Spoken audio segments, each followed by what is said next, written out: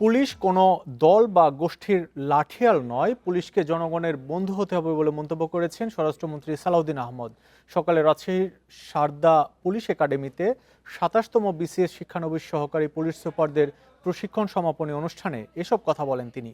বলেন, সাহসিকতার জন্য পুরস্কার আর শৃঙ্খলা ভঙ্গে তিরস্কার নীতি চালু হচ্ছে। ৬ মাসের প্রশিক্ষণ শেষে সমাপনী কুচকাওয়াজ। অংশ নেন ২৭তম বিসিএস এর প্রথম পর্যায়ের ৫৮ জন শিক্ষানবিশ সহকারী পুলিশ সুপার। সারদায় পুলিশ একাডেমিতে কুচকাওয়াজে সালাম ও অভিবাদন গ্রহণ করেন স্বরাষ্ট্রমন্ত্রী সালাউদ্দিন আহমদ।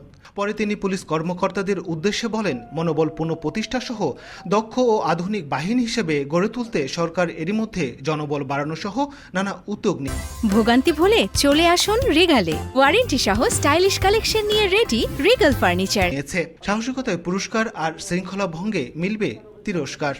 প্রশংসনীয় কাজের স্বীকৃতি স্বরূপ পুলিশের সদস্যদের যেমন পুরস্কৃত করা হচ্ছে, একইভাবে শৃঙ্খলা ভঙ্গ ও অপরাধের সঙ্গে জড়িত পুলিশের সদস্যদের বিরুদ্ধে ব্যবস্থা গ্রহণ করা হচ্ছে। স্বরাষ্ট্রমন্ত্রী বলেন, ফ্যাসিবাদ সরকারের আমলে অন্যান্য সব প্রতিষ্ঠানের মতো পুলিশ বাহিনীও ক্ষতিগ্রস্ত হয়েছে। গণ অভ্যুত্থানের পরবর্তী দেশে জনপ্রত্যাশা পূরণে দুর্নীতিমুক্ত থেকে পুলিশ বাহিনীকে কাজ করার আহ্বান জানান তিনি।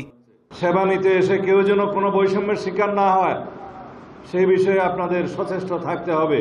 পুলিশ কোনো বিশেষ দলের বা গোষ্ঠীর লাঠিয়াল বাহিনী নয়, বরং পুলিশ হবে জনগণের কৃত্রিম বন্ধু। এর আগে প্রশিক্ষণে বিভিন্ন বিষয়ে শ্রেষ্ঠত্ব অর্জনকারীদের পুরস্কার তুলে দেন স্বরাষ্ট্রমন্ত্রী। Mustafizur Rahman, independent news, Rajshahi.